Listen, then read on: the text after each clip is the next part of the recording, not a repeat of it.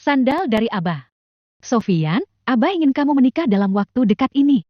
Besok sebelum subuh, pakailah sandal yang sama dengan milik Abah, taruhlah di tempat biasanya Abah menaruh sandal. Hal tersebut membuat Sofian Syandana ini terbengong. Kiai Fatih menginginkan jodoh santri kepercayaannya yang menjadi lurah pesantren Vetan Putra itu adalah salah satu dari santri pesantren Vetan. Sofian tidak bisa menolak apa yang diperintahkan kiainya. Sofian masih terus terbayang dengan perintah kiainya. Beberapa jam lagi, Abah Fatih akan memutuskan hal tersebut. Sofian kepikiran dengan santri yang besok datang awal. Siapa santri itu? Ide Abah unik juga, menggunakan sandal. Siapapun santri itu, semoga Allah memberikan perlindungan. Batin Sofian malam itu, sambil berusaha memejamkan matanya. Tapi Sofian tidak bisa tidur dan terus melihat jarum jam. Sampai ia hanya tidur 1 jam sebelum sholat di sepertiga malam terakhir. Ia akan sholat sunnah di masjid. Sofian melangkahkan kakinya sambil terus mengucap basmalah. Tangannya bergetar dan jantungnya sudah senam sebelum pagi itu tiba. Ia mengikuti perintah Kiai Fatih. Ia akan meminta petunjuk di dalam masjid pesantren. Kakinya ikut bergetar saat melepas sandal tersebut. Suasana yang masih dingin pun mampu membuat tubuh Sofian berkeringat. Ini hal yang paling menegangkan selama di pesantren. Batin Sofian. Sofian melawan ketegangan itu dan masuk masjid untuk sholat dan berdoa. Kiai Fatih mengawasi santri putri yang berangkat ke masjid. Sudah menjadi kebiasaan santri pesantren Vetan, sebelum subuh mereka sudah di masjid untuk membaca surat Al-Waqiah. Tapi saat itu ada yang terlihat berbeda. Tidak pernah Kiai Fatih melihat Ufairoh datang pertama kali ke masjid. Jangankan datang pertama, Ufairoh Al-Fakihah belum pernah datang pada urutan ke-100 dari beberapa ratus santri. Ufairoh sangat terkenal dalam keberaniannya menghadapi para pengurus, karena sering berbuat yang melanggar aturan pesantren. Sofian juga sering menyidang Ufairoh. Karena lurah pesantren Vetan Putri sudah kewalahan. Sandal Abah Fatih. Batin Ufairoh ragu untuk membalik sandal itu. Karena Ufairoh belum pernah menata sandal kiainya, ia menjadi ragu. Setiap ia sampai masjid, sandal kiainya sudah berbalik arah tertata rapi. Dia sering sholat di syaf terakhir. Sudahlah, aku balik saja sandal Abah, kenapa aku jadi rajin dadakan? Entahlah. Tadi di kamar pengen segera ke masjid. Batin Ufairoh. Melihat Ufairoh sudah membalikan sandal, Kiai Fatih segera masuk masjid dan menyingkirkan sandal tadi. Sofian melihat Kiai Fatih sudah berdiri di depannya. Ia yakin sandal itu sudah ditata. Sofian ingin segera tahu akan hal itu. Tapi itu juga membutuhkan mentalnya yang kuat, karena akan mengetahui siapa sosok yang dijodohkan itu. Ia sama sekali tidak bisa menebak siapa yang telah membalik sandal. Setelah selesai pengajian kitab pada subuh, Kiai Fatih memanggil Sofian untuk ke dalam. Beliau akan membicarakan kejadian tersebut. Sofian mendatangi seruan Abah Fatih. Sof, santri itu telah Abah lihat sendiri saat membalikan sandalmu. Kamu minta lurah pesantren Vetan Putri untuk mengumumkan siapa yang membalik sandal ini, bilang dipanggil Abah. Ucap Abah. Sofian mencoba untuk tetap tenang dan menyampaikan hal tersebut melalui ponsel pesantren putra. Mendengar kabar tersebut, santri putri menjadi ramah. Mereka heboh, karena mereka rasa tidak ada salah dalam membalik sandal. Dengan penuh percaya diri, Ufairoh pergi ke dalam. Sofian duduk di sebelah Abah. Ia sangat terkejut melihat yang datang itu Ufairoh. Abah, saya yang membalikan sandal Abah. Ucap Ufairoh. Bagaimana mungkin? Biasanya dia sering kena tazir, tidak sholat berjamaah, dan selalu lelet berangkat ke masjid, tapi pagi ini bisa datang pertama. Batin Sofian yang semakin terkejut. Bagus, pagi itu, kenapa kamu bisa datang awal? Tanya Abah. Tidak tahu bah, Ufairoh bosan saja di kamar. Jawab santai Ufairoh. Itu bukan sandal Abah, besok orang tuamu suruh ke pesantren. Perintah Abah Fatih. Ufairoh tidak paham dengan keadaan itu. Saat ia melakukan kesalahan, wajar kalau orang tuanya dipanggil. Tapi yang dilakukannya saat itu adalah hal yang baik. Lalu punya siapa sandal itu? Ucapnya sambil jalan menuju pesantren. Ia tetap bingung mengenai orang tuanya yang disuruh Abah Fatih untuk datang. Sof, orang tuamu juga besok suruh ke sini. Ucap Abah Fatih setelah Ufairoh pergi. Iya bah, terima kasih. Jawab Sofian.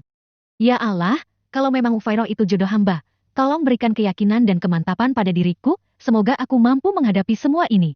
Batin Sofian. Semua santri tidak ada yang tahu mengenai perjodohan Sofian dengan Ufairoh. Ufairoh masih penasaran dengan perintah Abah Fatih.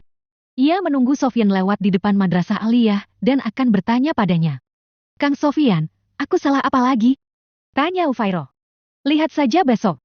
Ucap Sofyan yang menjawab sambil meneruskan jalannya. Kang, sandal itu, kenapa Kang Sofyan bawa? Tanya Ufairoh yang belum puas dengan jawaban Sofyan.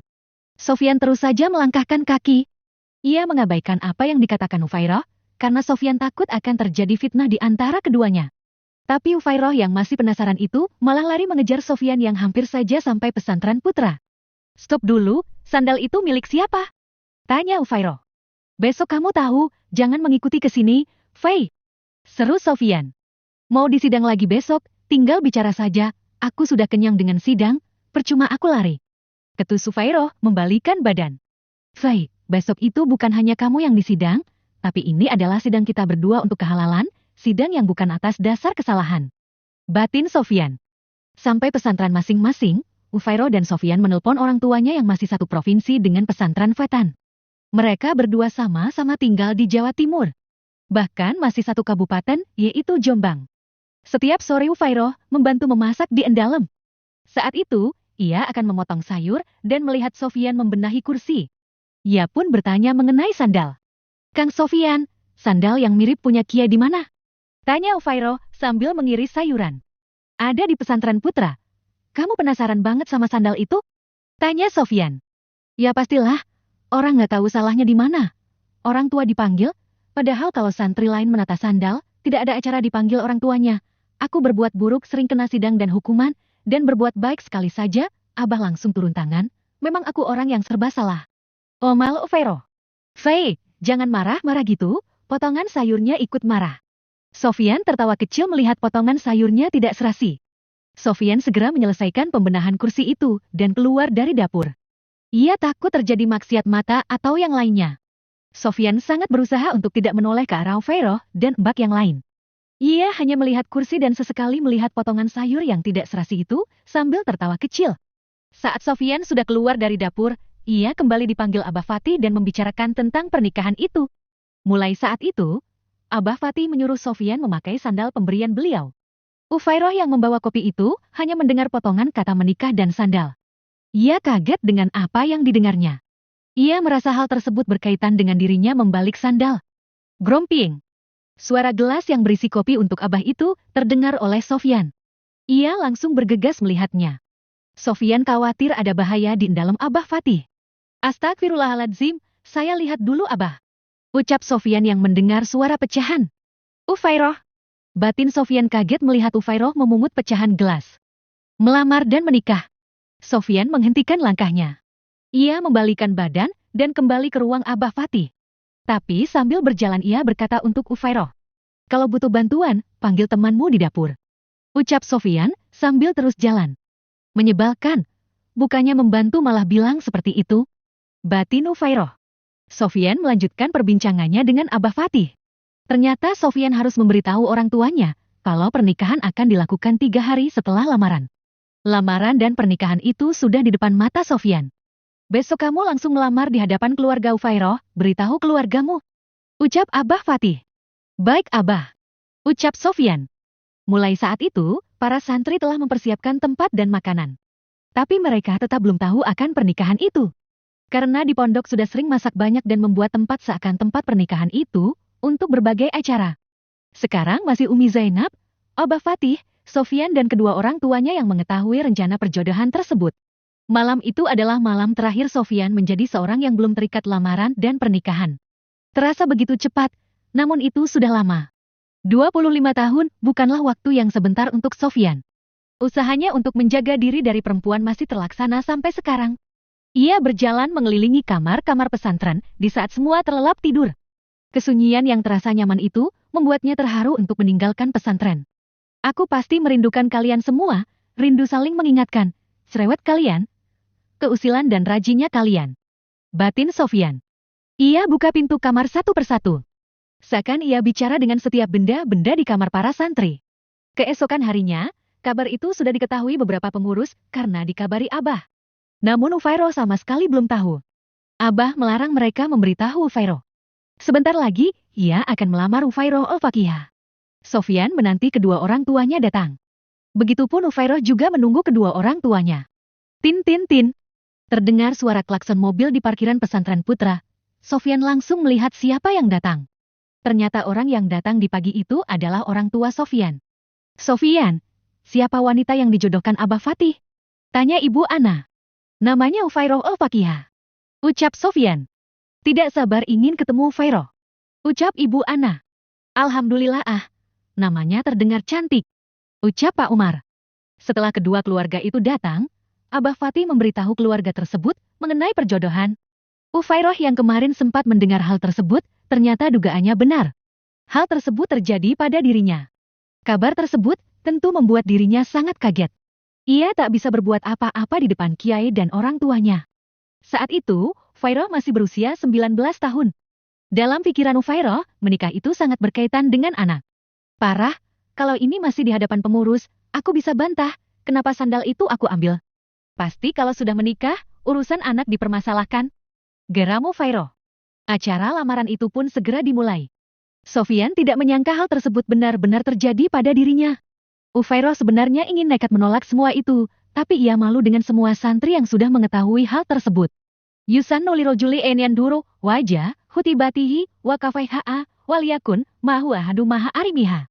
Saat lamaran ia teringat dengan isi kitab Mabadi Fikih Juz 4, mengenai bab nikah. Ia memandang wajah dan telapak tangan Ufairoh. Karena di kitab itu dijelaskan, bagi laki-laki yang melamar wanita itu disunahkan untuk melihat wajah dan kedua telapak tangannya. Dan di waktu melihatnya, hendaklah perempuan itu bersama salah satu mahramnya. Ufairoh hanya bisa menundukkan kepalanya. Ia sangat malu dengan acara itu. Bahkan baginya, lebih malu dibanding ia kena tazir di depan semua santri putra dan putri. Kedua orang tua Sofyan dan Ufairoh terlihat sangat bahagia. Sofyan juga bisa menerima Ufairoh. Meskipun dia mengetahui sulitnya mengatur Ufairoh saat di pesantren. Tapi, ia yakin dengan apa yang diperintah kiainya adalah perkara yang baik. Ufairoh dan Sofyan mengantar orang tua mereka ke kamar tamu. Ufairoh mengantar ibunya dan ibunya Sofyan, sedangkan Sofyan mengantar ayahnya dan ayah Ufairoh. Kang, aku bukan orang baik. Ucap Ufairoh yang melihat Sofyan berjalan keluar dari endalem. Belajarlah untuk baik. Ucap Sofyan. Kenapa dia juga tidak berusaha menolak? Padahal, dia tahu banget aku seperti apa. Batin Ufairoh. Kedua orang tua mereka hanya senyum kecil dengan perkataan Sofyan dan Ufairoh. Orang tua Ufairoh sangat bersyukur. Panggilan yang kiranya adalah sidang kesalahan Ufairoh, ternyata panggilan sidang kebenaran Ufairoh. Perjodohan Sofyan dan Ufairoh itu juga menjadi keheranan besar untuk para santri.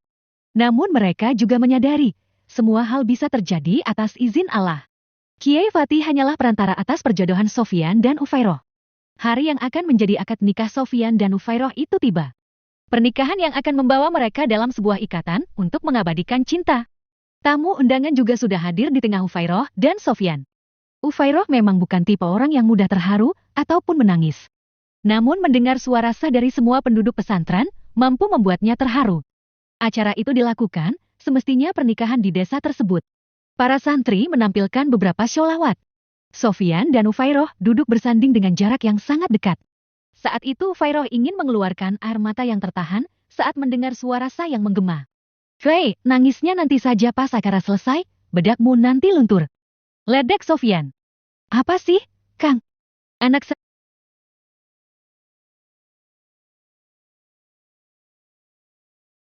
saja bilang, aku mau menangis. Ucap Ufairoh tidak terima diledek Sofyan. Aduh ketahuan. Batin Ufairoh.